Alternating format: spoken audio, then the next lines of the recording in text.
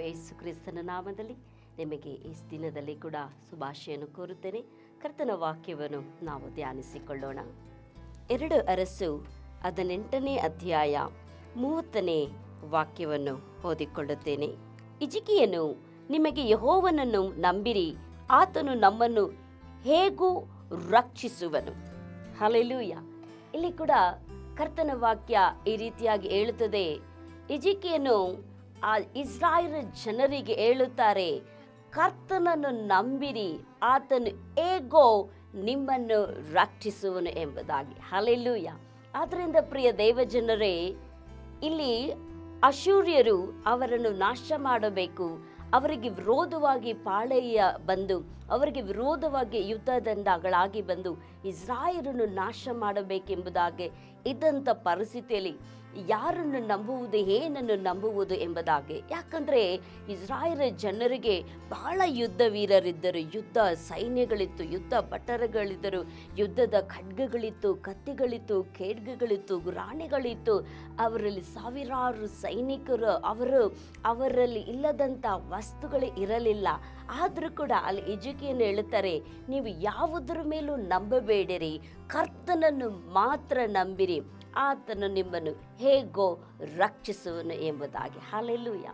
ಆದ್ದರಿಂದ ಪ್ರಿಯ ದೇವಜನರೇ, ಅನೇಕ ನಮ್ಮ ಸುತ್ತಲೂ ಸಮಸ್ಯೆಗಳು, ಹೋರಾಟಗಳು, ವಿರೋಧಗಳು ನಮಗೆ ಎದ್ದು ಬರುವಾಗ, ಕಷ್ಟಗಳು, ಸಂಕಷ್ಟಗಳು, ವ್ಯಾಧಿಗಳು, ಹೋರಾಟಗಳು, ಸಾಲ ಸಮಸ್ಯೆಗಳು ಎಂಥದೇ ಎದ್ದು ಬಂದಾಗಲೇ ಕೂಡ ಯಾವುದರನ್ನು ಆಶ್ರಯಿಸಿಕೊಳ್ಳುವುದು, ಯಾವುದರಿಂದ ನಮಗೆ ಬಿಡುಗಡೆ, ಯಾವುದರಿಂದ ನಮಗೆ ಜಯ ಅಂತ ಅನೇಕ ವಿಷಯದಲ್ಲಿ ನಾವು ಚಿಂತಿಸುವುದುಂಟು, ಯೋಚಿಸುವುದುಂಟು. ಆದರೆ ಪ್ರಿಯ ದೇವ ಜನರೇ, ಇಲ್ಲಿ ವಾಕ್ಯ ಹೇಳಿದ ಪ್ರಕಾರವಾಗಿ ಕರ್ತನನ್ನು ನಂಬಿರಿ, ಆತನು ಹೇಗೋ ನಿಮ್ಮನ್ನು ರಕ್ಷಿಸುವನೆಂಬುದಾಗಿ. ಹಲ್ಲೆಲೂಯಾ.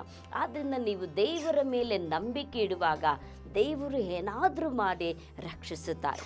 ಯೇಸು ಸ್ವಾಮಿ ಕೂಡ ಒಂದು ಕಡೆಗೆ ಬಂದು ಅನೇಕ ದೇವ ಮಕ್ಕಳು, ದೇವ ಜನರು ದೇವರ ಬಳಿಗೆ ಸ್ವಸ್ಥತೆಗಾಗಿ, ಬಿಡುಗಡೆಗಾಗಿ ಬರುವಾಗ ಅಲ್ಲಿ ಮಾರ್ತಾಳು ಮರಿಯಾಳನ್ನು ನೋಡಿ ಸ್ವಾಮಿ ಹೇಳ್ತಾರೆ, ನಂಬಿಕೆ ಮಾತ್ರ ಇರಲಿ ಎಂಬುದಾಗಿ. ಹಲ್ಲೆಲೂಯಾ. ಅನೇಕ ಸಮಯದಲ್ಲಿ ನಮ್ಮ ಜೀವಿತದಲ್ಲಿ ನಂಬಿಕೆಗಳನ್ನು ಕಳೆದುಕೊಳ್ಳುತ್ತೇವೆ, ದೇವರ ಮೇಲಿರುವಂಥ ವಿಶ್ವಾಸಗಳನ್ನು ಕಳೆದುಕೊಳ್ಳುತ್ತೇವೆ. ಯಾಕಂದರೆ ಅನೇಕ ವಿಧವಾದಂಥ ಈ ಲೋಕದ ಕಾರ್ಯಗಳು ಬಂದು ದೇವರ ಮೇಲಿಟ್ಟಿರುವಂಥ ನಂಬಿಕೆಯನ್ನು ಕಳೆದು ಹೋಗುವಂಥ ಒಂದು ಪರಿಸ್ಥಿತಿ ಬರುತ್ತೆ. ಆದರೆ ದೇವರು ಆ ಸಮಯದಲ್ಲಿ ನಿಮ್ಮ ಸಂಗಡ ಮಾತನಾಡುತ್ತಾರೆ, ನಂಬಿಕೆ ಮಾತ್ರ ಇರಲಿ ಎಂಬುದಾಗಿ. ಹಲ್ಲೆಲೂಯಾ.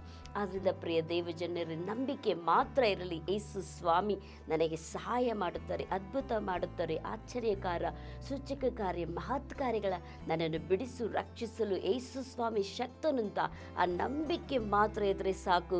ದೇವರು ನಿಮ್ಮನ್ನು ಹೇಗೋ ರಕ್ಷಿಸಿ ಕಾಪಾಡಲು ದೇವರು ಸಾಧ್ಯವಾಗಂತನಾಗಿದ್ದಾರೆ, ಬಲವುಳ್ಳರಾಗಿದ್ದಾರೆ. ಸ್ತೋತ್ರಂ ಕರ್ತಾವೇ, ಸ್ತೋತ್ರ ತಂದೆಯಾದ ದೇವರೇ, ಯೆಹೋವನನ್ನು ನಂಬಿರಿ, ನಮ್ಮನ್ನು ಹೇಗೋ ರಕ್ಷಿಸುವನು ಎಂಬುದಾಗಿ. ಆದ್ದರಿಂದ ಯೆಹೋವ ದೇವರೇ, ನಿಮ್ಮನ್ನು ಈ ಸಮಯದಲ್ಲಿ ನಾವು ನಂಬಿದ್ದೇವೆ. ರಕ್ಷಣೆ ಇಲ್ಲದೆ, ಸುರಕ್ಷತೆ ಇಲ್ಲದೆ, ಭದ್ರತೆ ಇಲ್ಲದೆ, ಸೋಲುಗಳು, ಅನೇಕ ವ್ಯಾಧಿಗಳು, ಸಮಸ್ಯೆಗಳಿದ್ದಾಗಲೂ ಕೂಡ ಅಲ್ಲಿ ಭಕ್ತನು ಕರ್ತನೆ ಯೇಸು ಸ್ವಾಮಿ ಅಲ್ಲಿ ನಿನ್ನ ಭಕ್ತರಿಗೆ ಹೇಳಿದ ಹಾಗೆ ನಂಬಿಕೆ ಮಾತ್ರ ಇರಲಿ ಎಂಬುದಾಗಿ ಹೇಳಿದಿರಲ್ಲ. ಆದ್ದರಿಂದ ಈ ಸಮಯದಲ್ಲಿ ಈ ಕಾರ್ಯವನ್ನು ವೀಕ್ಷಿಸಿದಂಥ ಪ್ರತಿಯೊಬ್ಬೊಬ್ಬರಿಗಾಗಿ ಪ್ರಾರ್ಥಿಸಿಕೊಳ್ಳುತ್ತೇನೆ.